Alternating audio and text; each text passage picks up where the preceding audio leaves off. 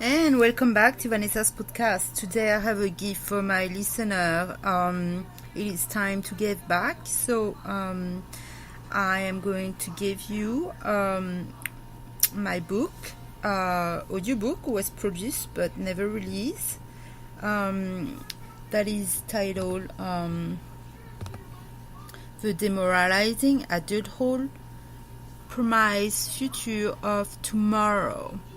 And it's the very first book that I wrote and published on Amazon, and later I wanted to get that into an audiobook, and it has never been out there, so I decided that this was the perfect place to give all my listeners and my supporter and everybody else who's maybe thinking about turning their precious book into an audiobook, and being able to share my story with you into a voice out loud, basically. So I'm gonna split this in three because it's a 2-hour long audiobook. So let's get started. So we're going to start with chapter 1.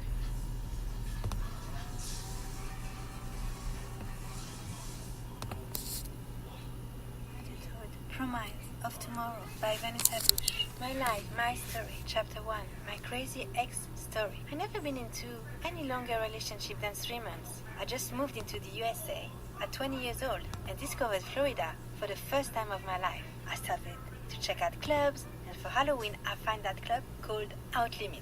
Cool type of music, people dancing in cages. I'm dancing my ass off. There's an hour left before they close. To my knowledge, this is way too early. I'm not done dancing. I haven't got in a cage yet.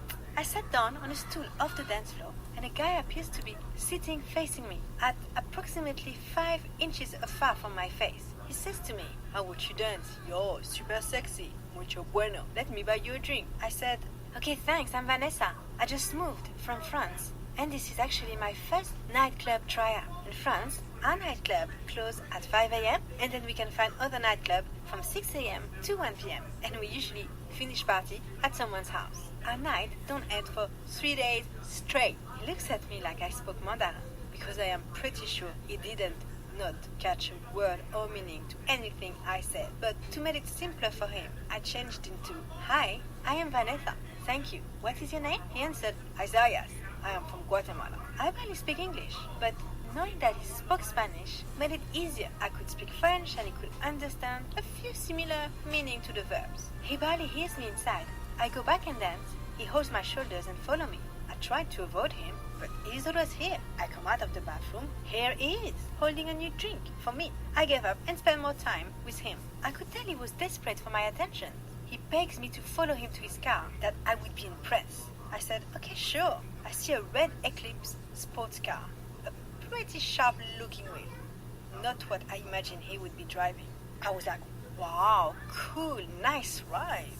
Anyway, I follow him to his place. He insists I meet his brother and have an OJ before I get home. I tried to say no and finally went inside, so he stopped asking. I know what you might be thinking. Don't go. That's how naive I was. He seems innocent, and his brother was very nice and quiet. He gave me a juice, and we just sat down.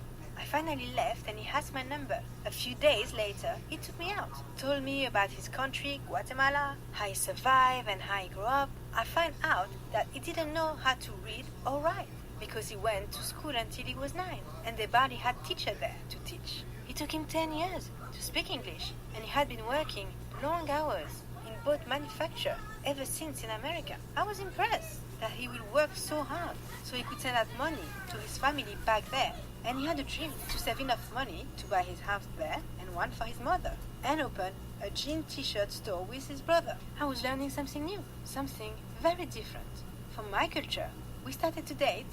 I taught him tennis, swimming, we jogged together, we go bowling, restaurant, car wash, movies, typical American routines. We enjoy the beach, he's teaching me how to cook tortillas and testing all of his country's flavors. I've even watching and listening to his music and captured the feel of it.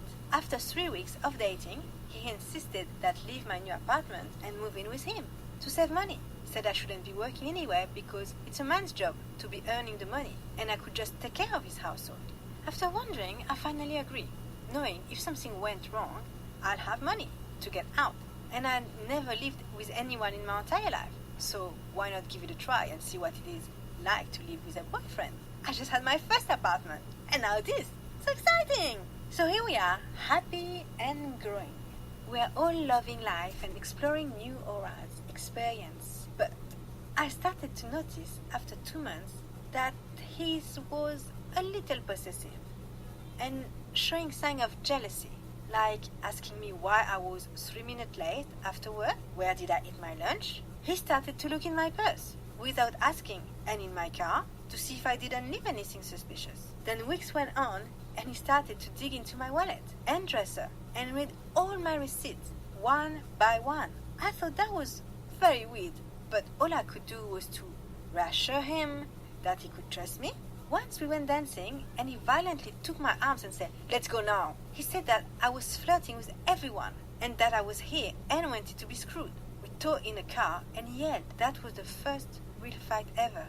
And he showed me a side of him I never saw, a very angry, enraged person. After 5 months, the first real sign of his uncontrollable anger took place. I was living under his constant interrogation and he started to keep me home, answer my phone, keeping me away from my family, and forcing me to quit smoking and drinking a glass of wine once a week by hiding everything, like hidden things everywhere, even my car keys sometimes. Once I spent an hour looking for my cigarettes and find them under the dresser while I was cleaning. The other time, I lifted up the mattress and saw 4 pictures of me in underwear. He took of me for fun and he hid them under the bed. We were sleeping on every night. Who knows how long he had them? I figure I was his little masterpiece treasure, and he wouldn't do anything with them. So I stayed quiet. He was 5 to 5 feet tall, worked out his arms for 40 minutes on his workbench every night, lifting over 150 pounds. But beside his arms, his legs looked like chicken legs. Mid-long hair, dark skin, nothing special about him. He walked a little bent from a former scoliosis and loved to boost his car speaker with his very loud rap music everywhere he went. He drove a huge red Hoover Dodge truck and liked to show off all the time. During car wash, laundry trips, any opportunities he may get, he would just sit in his car with the window open, boosting his speaker. I wanted a dog, so one day I bought one and he didn't want it, so he told me to hook me up on a tree, and I begged him to keep him, but at night he took the dog and made me come with him and put him in someone else's garden with his food and toys. I was devastated. Now I wanted it out. I had enough. So I needed to start to plan my escape and find a new place to live. During that week, he was being extremely romantic and always buy me flowers and chocolate, bought me a necklace for Saint Valentin, and I thought things were much better. We were laughing and cooking together. Once I came late because I went to the gym and I opened the door. He asked me where I was. I answered and he said, "Shut up," and he punches me and cross-punched one of my legs to make me fall, and I fell very harshly on the back of my head and couldn't move. I even felt like I was passing out. I stood up and ran to the bedroom, and he pretended to cry for hours and begged me to forgive him and massage my back for hours while singing Hispanic romantic song of his love for me. I was in shock and my head hurt badly. Now, living the moment, I realized the gravity of the situation and should have sought medical attention immediately, and perhaps the fall on my head caused me brain injury that I am not aware of, because I did not go to the hospital to make sure I didn't have any lesion. I had a torticollis and migraine for 2 weeks while working 6 days a week. He started to push me to cut my hours and insisted to drive me there so I'll save on gas. So now he was coming to my lunch break every day, spying on me in the parking lot, and of course checking in my bag daily was a normal routine for him. One day we were watching a funny movie and he went to the garden and never came back. After 20 minutes, I go outside to check, but no one is there. But he's stuck. He's very weird. I started searching for him in the back and calling his name, thinking he walked to the store or maybe his brother picked him up. After 5 minutes, I realized, not here. I go take a bath and start practicing my dancing fitness in my bedroom, and after 1 hour, I see him coming out of the closet. I scream, "Ah!" He was laughing so hard. Then it was the bushes, this other closet, the garden house, etc. Once a week, he'll play that game. I imagine he hid as a little boy each time he did something bad, maybe hoping his parents will not find him. And that could have been why he acted this way. Maybe he was a 12 years old inside with a hard-working spirit of an older man and a life of a 40 years old at 24. Even now, I was aware of his intellect deficiency. I saw much quality in him, and his drive for success and helping his family was the most important things to him.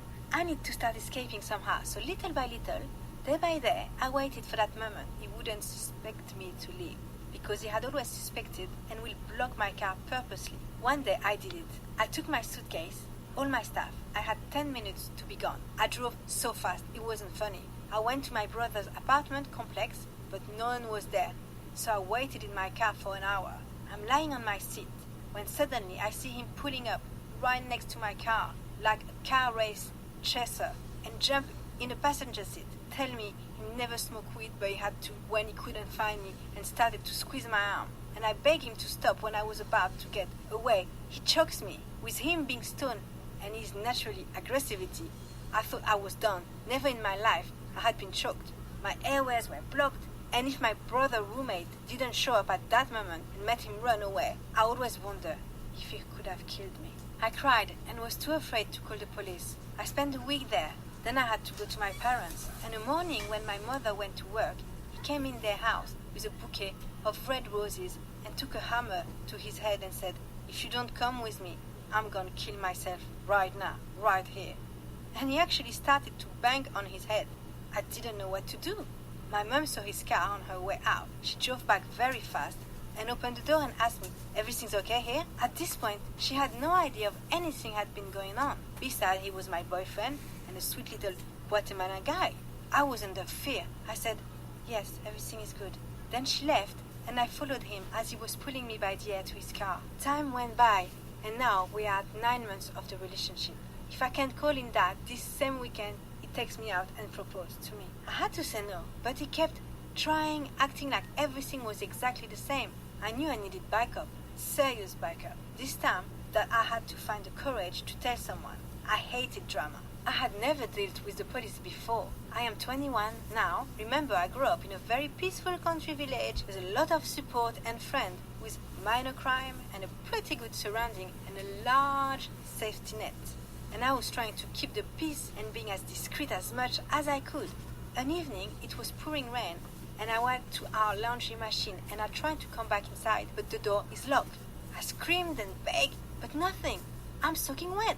I go in a garden house, and it's all dark, and there's spider web everywhere. The heavy rain went on for 2 hours. He left me out there. When I heard the rain stop, I tried to leave. He had put on a lock on the door and left me to sleep there all night. I was terrified. Never did I experience that before either. What a night. But the next day, he made everything better in his mind. And again, massaged my feet for hours and took me out was his way of making up to me. I started to wonder if I would ever be able to get out of this relationship at one point. Not only I was getting lonely, but I was getting distance, even with my closest brother. He had come a few times in her place for a drink, or before we would go shot some pool on weekend, and realized how jealous and control he was. He didn't like how I was keeping secrets all the time. I wouldn't tell anything to anyone. I was stuck in fear. Isaiah has told me how he was accused of dating a girl under 16 years old and had a misdemeanor crime in his criminal background, and always had begged me not to call the police because he will end up in prison. And I was too nice to want to lock him up. He played on the victim role, told me about a fat but pretty young blonde American girl who used him for child support, made a baby with him and ran away. He showed me a video of her. sitting on a sofa eating chips. She did look like she was 16 years old, and he didn't have the right to see his son. I was feeling for him. He would hold on to this baby picture in his wallet. He came with me at my family dinner, and everyone liked him. Bi-weekly, he would come and pretend everything is more than normal. The summer came, and I had a girlfriend from France coming to